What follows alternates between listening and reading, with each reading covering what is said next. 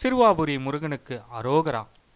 அருள்மிகு பாலசுப்பிரமணிய சுவாமி திருக்கோவில் சிறுவாபுரி. சிறுவாபுரி என்ற கிராமத்தில் அமைஞ்சிருக்கிற பாலசுப்பிரமணிய சுவாமி திருக்கோவிலுடைய உண்டியல் காணிக்கை எவ்வளவுன்ற தகவலை தான் தெரிஞ்சுக்க போகிறோம். வாங்க நேரடியாக வீடியோக்குள்ளே போகலாம். சிறுவாபுரி ஆலயம் உங்களில் பல பேருக்கு தெரிஞ்சிருக்கும். சொந்த வீடு கனவு உங்களுக்கு நிறைவேறணும் அப்படின்னா சிறுவாபுரி முருகப்பெருமான் ஆலயத்திற்கு செவ்வாய்க்கிழமை தோறும் 6 வாரங்கள் தொடர்ந்து நீங்கள் இந்த ஆலயத்திற்கு முருகப்பெருமானை தரிசனம் செஞ்சு உங்களுடைய வேண்டுதலை மனப்பூர்வமாக முருகப்பெருமானிடம் வைத்தீர்கள் என்றால் உங்களுடைய சொந்த வீடு கனவு நிறைவேறும் என்பது பக்தர்களின் அசைக்க முடியாத நம்பிக்கையாக இருந்து வருகிறது. பக்தர்கள் தங்களுடைய வேண்டுதல்கள் நிறைவேற பணமாக, தங்கமாக, வெள்ளி பொருட்களாக, காணிக்கையாக இந்த கோவில்கள் உண்டியலில் செலுத்தி வருகிறார்கள். அப்படி கடந்த ஜூலை மாதம் 23ஆம் தேதி சிறுவாபுரி உண்டியல் காணிக்கை எண்ணப்பட்டது.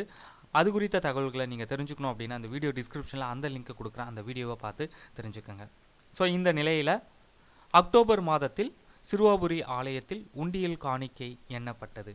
வெளிப்பிரகாரத்தில் உண்டியல் காணிக்கைகளை எண்ணும் பணிகள் நடைபெற்றது. இந்து சமய அறநிலைத்துறை திருவள்ளூர் உதவி ஆணையர் முன்னிலையில் இந்த உண்டியல் காணிக்கை என்னும் பணிகள் நடைபெற்றது.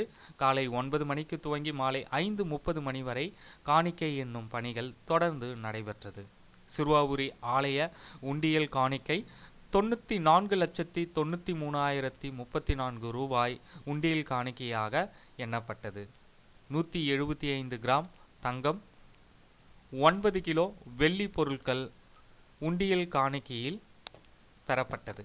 இந்த தகவலை சிறுவாபுரி பக்தர்கள் அனைவருக்கும் தெரியப்படுத்துங்க. நம்ம சேனலை மறக்காமல் சப்ஸ்கிரைப் பண்ணிக்கோங்க. சிறுவாபுரி முருகப்பெருமானுடைய அருளை பக்தர்களுக்கு தெரியப்படுத்துறதுல நம்ம சேனல் நிச்சயமாக ஒரு முதல் படிக்கட்டாக இருக்கும் அப்படின்றது என்னுடைய நம்பிக்கையாக இருக்குது.